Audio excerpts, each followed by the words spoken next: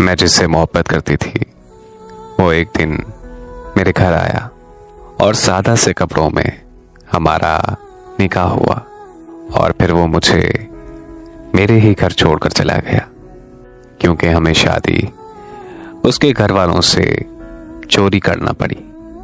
वो हफ्ते में 2-3 दिन मुझसे मिलने आया करता था। तब मुझे लगता था कि एक दिन वो मुझे अपने साथ अपने घर ले जाएगा और सब कुछ ठीक हो जाएगा, मगर ऐसा शायद किस्मत में ही नहीं लिखा था।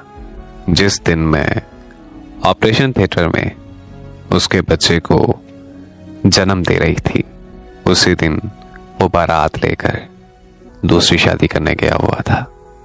वो दिन मेरे लिए जिंदगी का सबसे दर्दनाक दिन था।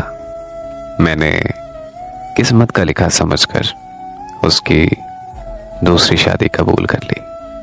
मेरी माँ मेरी बहुत टेंशन लेती थी और एक दिन वो मुझे छोड़कर बाबा के पास चली गई। उस दिन मेरा इस दुनिया में कोई नहीं रहा। आज मैं अपने 2 बच्चों के साथ घर में अकेली रहती हूँ और दिन रात अपने शौहर की राह तकती रहती हूँ। वो अपनी मर्जी से आता है और मुझे मिलकर चला जाता है। वो मेरे और मेरे बच्चों के सारे अखराजात पूरे करता है, लेकिन वो मुझे आज तक वो इज्जत नहीं दे पाया जिसके लिए मैं सारी जिंदगी तरसती रही हूँ। एक तन्हा शादीशुदा औरत के लिए रात के अंधेरे में अपने बिस्तर पर लेटकर ये बर्दाश्त करना आसान नहीं होता कि उसका शौहर किसी दूसरी औरत के साथ सो रहा है, चाहे फिर वो औरत उसके शौहर की दूसरी बीवी क्यों ना हो। मेरी तो एक तस्वीर भी मेरे शौहर के साथ नहीं बनी हुई।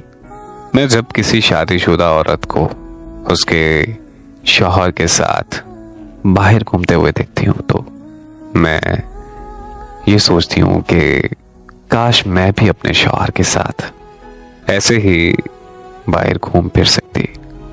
मेरी जिंदगी की कहानी कभी नहीं बदली। पहले मैं अपने माँ बाप की मोहब्बत को तरसती रही और अब ऐसा वक्त है कि मैं अपने शौहर की मोहब्बत को तरसती हूँ।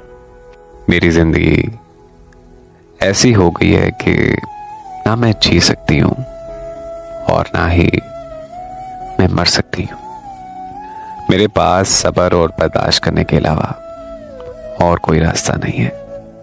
मैं समझ नहीं पा रही है जिंदगी तेरी तलखियां, शायद मैं तेरे मामले में भी नालायक निकली।